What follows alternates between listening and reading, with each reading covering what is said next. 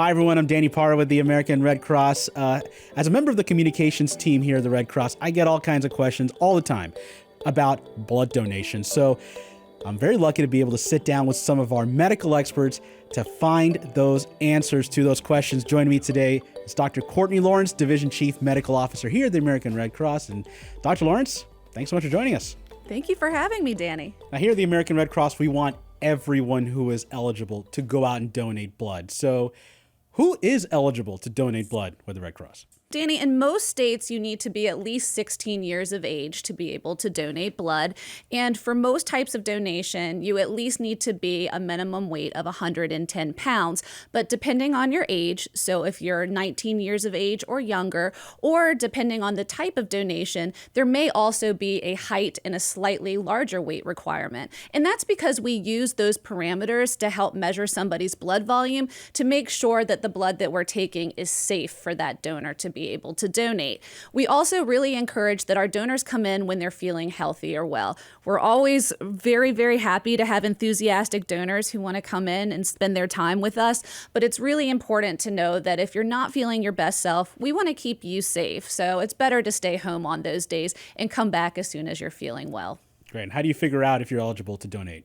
That's excellent. So if you go to redcrossblood.org, we do have our eligibility requirements, or most of them listed on the websites, including medications that are important for the staff to know when you arrive. And when you do sign up and make an appointment to donate, you'll also get additional information that walks you through many of those eligibility criteria. But also there is the Red Cross phone number that you can call and speak to a donor counselor staff if you have more specific information that's not addressed on the website or on our materials. Right, so we talked about age restrictions, weight restrictions. Why are there so many rules around who can donate blood? I know. It does feel like there are a lot of rules about donor eligibility. And part of that is because many of those eligibility criteria are regulated by the Food and Drug Administration. They're really taking two things into consideration. One, foremost, we want to make sure we're keeping our donors safe. If we think that taking a blood donation from someone puts them at risk for complications or worsening their health, we don't want to do that. And then second of all, we also have to think about the patients who are receiving these blood products. So if there's something in particular about a donor that might make it riskier for us to use their blood for transfusion, we also don't want to take their blood in that situation as well. So we're really being cautious of making sure we're protecting both our donors and the patients that receive blood. So when I talk to people about blood donation, there's a lot of confusion out there about who can donate. What are some of the things that might stop people from donating? One of those rumors is about tattoos. There's a lot of people who think that having a tattoo automatically makes you unable to donate blood. Is that true? It's actually not true. So it really depends on the state in which you get the tattoo. So if you're in a state that also regulates tattoo facilities or parlors, and you receive your tattoo in a tattoo facility that is state regulated, then there's no deferral period. And that's because those regulated facilities make sure that they're using sterile needles and that they're not reusing ink.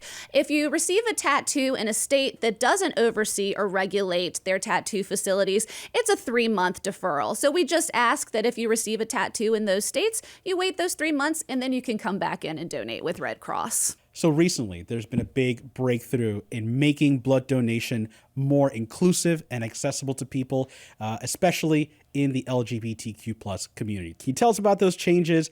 Does it apply to everybody? What are some of the guidelines here? Excellent question, Danny. So you're right. The FDA recently expanded their eligibility guidelines, and that's based off the state of science and the research that's been done that showed the best way for us to keep a safe blood supply is really by talking to our donors and looking at individual behaviors as opposed to really placing general labels like sexual orientation on our donors. And so those expanded eligibility criteria allow us to ask all donors the same eligibility questions regardless of their sexual orientation. And so donors that previously could not donate regularly are now able to come back in and donate. And we're so excited at Red Cross to be able to bring those donors in with us, especially from the LGBTQ plus community. It's amazing to make blood donation as inclusive as we can and bring more people into this to be able to donate blood and save lives. Another point of confusion that I come across a lot is if people travel to other countries, there's this kind of misconception they might not be able to donate blood when they get back. Is that something that folks need to worry about?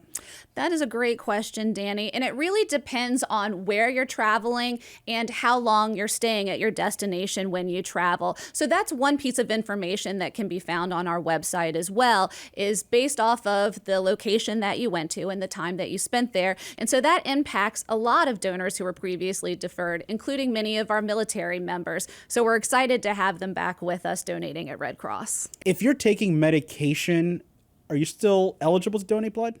Many people who are on medications are still eligible to donate blood, and they can find a list of common medications that may result in temporary or permanent blood deferrals on the Red Cross website. Most of the time, those medications are temporary and the deferrals temporary. And so once that donor comes off of that medication, they're able to come back in and donate fairly soon with us at Red Cross. Great. And a lot of Americans are managing chronic conditions like high blood pressure, diabetes.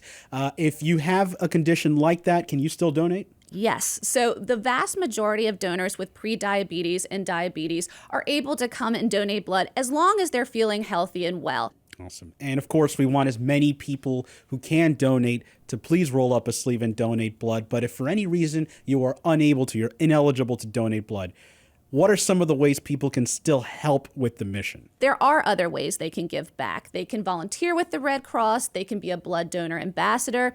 They can sponsor a drive out in their community and encourage other people to donate. They can share Red Cross social media posts to help get the word out about the blood products that we need. They can also volunteer to help staff and man a blood drive, or in other areas of Red Cross, including our disaster services or our training services. So it's a really neat way that they can still give back to their community. Right. And there are so many ways that you could help carry forward the mission of the Red Cross, even if you're ineligible to donate blood. If you are eligible to donate blood, or if you just want to find out more about whether you are or aren't able to, if you want to make an appointment to donate blood, all you got to do is head to redcrossblood.org. Dr. Lawrence, thanks so much for the time. Thank you, Danny. I appreciate you.